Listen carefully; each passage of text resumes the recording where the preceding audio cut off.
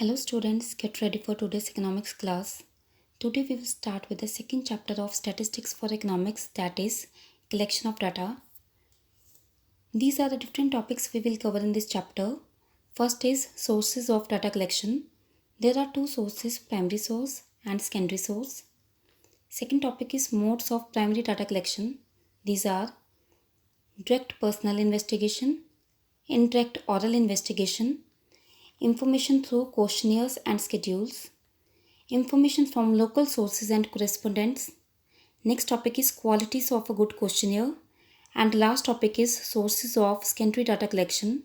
These are published reports by government publications, semi-government publications, publications of trade unions, reports of commissions, and journals and papers.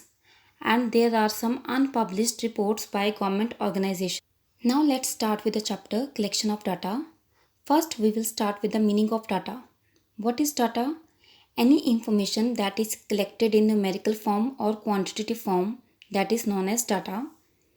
And aggregate of numerical or quantitative facts is known as statistics. For example, there are 8 sugar mills in Haryana as compared to 20 in Punjab, or 20% of the working age people in India are unemployed as compared to 2% in USA. These are the examples of statistics. Now, we will cover two main topics in this chapter. One is sources of data. Second is methods of collection of data. So let's start first with the first topic of chapter, that is primary source and secondary source. So let's start first with the meaning of primary source. What is primary source of data collection? Primary source of data collection is a collection of data from the source of origin. So it is also known as first hand information. For example, if you want to get the information of every household about their expenditure and income in your town, and you are going to each and every household to get this information, so this is known as primary source, because directly you are getting the information from the person about whom you are preparing report. So there is a direct contact between investigator and respondent.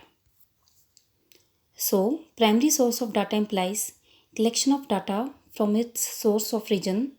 It offers you first-hand quantitative information relating to your statistical study. Now, second main is secondary source. What is secondary source of data collection?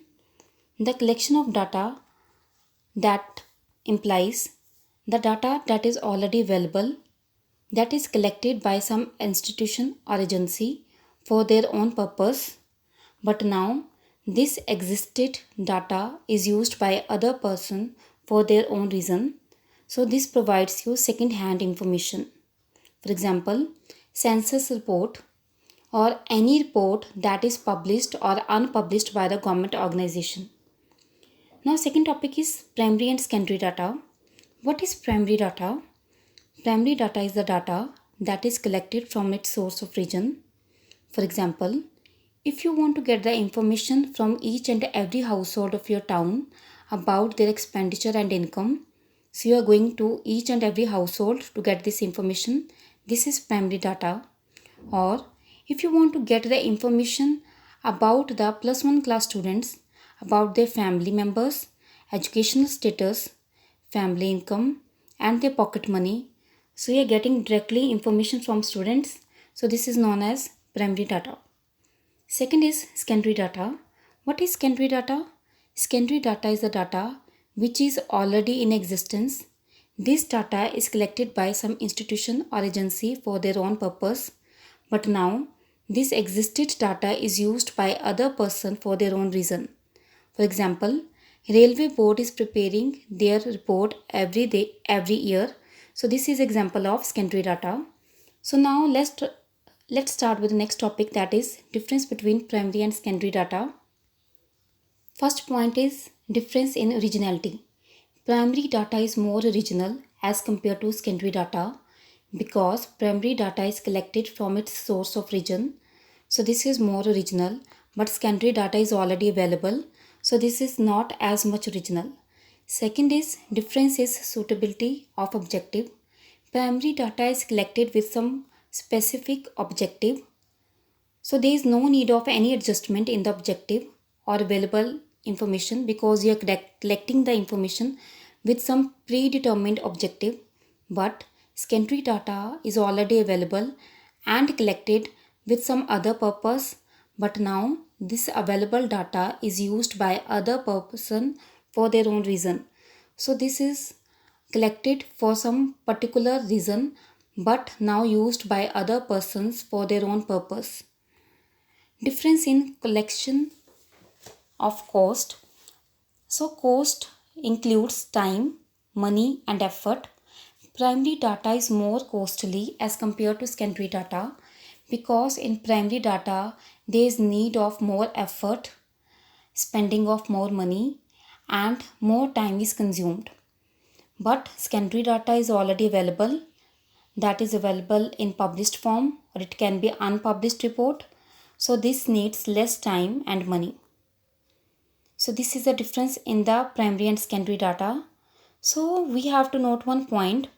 Any information that is collected and that is already available but not used for any research study, so that available information is coming in the primary data category. Now next main topic is how basic data is collected. So there are some modes of data collection, that is, first is observation, second is interview method, third is questionnaire method, fourth is schedules and fifth is others. So now first we will start with the direct personal investigation. Direct personal investigation is the method by which data are personally collected by the investigator from the informants. So like we have done the example of household and students. When information you are getting from students about their family status, about their educational status, about their income, about their family members, about their pocket money. So this is known as direct personal investigation. So suitability. So under what conditions this method is suitable?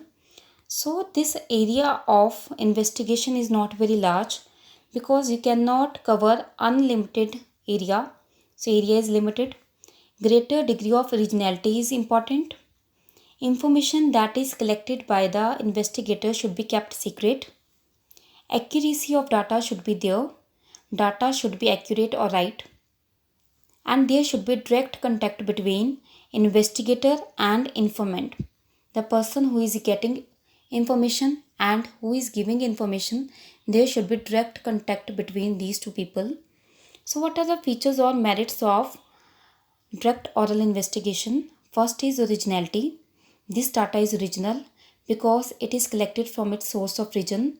Directly, informant is giving information to the investigator. This data is more accurate or right because this is original and accurate data, so we can be dependent on this data, so this is more reliable. Related information. So when you are getting information about the expenditure and income of the household, so other information you are also getting like about the family members, about the educational status. So you are getting other information also while getting the data or information. Uniformity. So like investigator is getting the information from all household. So the base is same. Same information the investigator is getting from all the household like their income, expenditure, family members, educational status. So base is same. So it is easy to do comparison. Next is elastic. So when any investigator is collecting the data, so the person is asking some questions from the informant. So if there is a requirement, the investigator can modify the questions to get the information as according to the convenience of the informant. Next is demerits. So what are the demerits of the direct oral investigation, direct personal investigation? That is difficult to cover wide area. It can cover only small area. Wide area cannot be covered. Only it can be suitable for the small area. Next is personal bias. When any investigator is collecting data, so he can be personally biased. So he can modify the information in according to his own. Next is costly. It is very costly in terms of time, money and efforts. Next is limited coverage. So only small area can be covered through this method of data collection. So these are the different topics we have covered today. One is what is data, what is statistics. Next topic is what are the two sources of data collection, that is primary source and secondary source. Then we have done primary and secondary data. And after this we have done different modes of data collection. These are the different modes.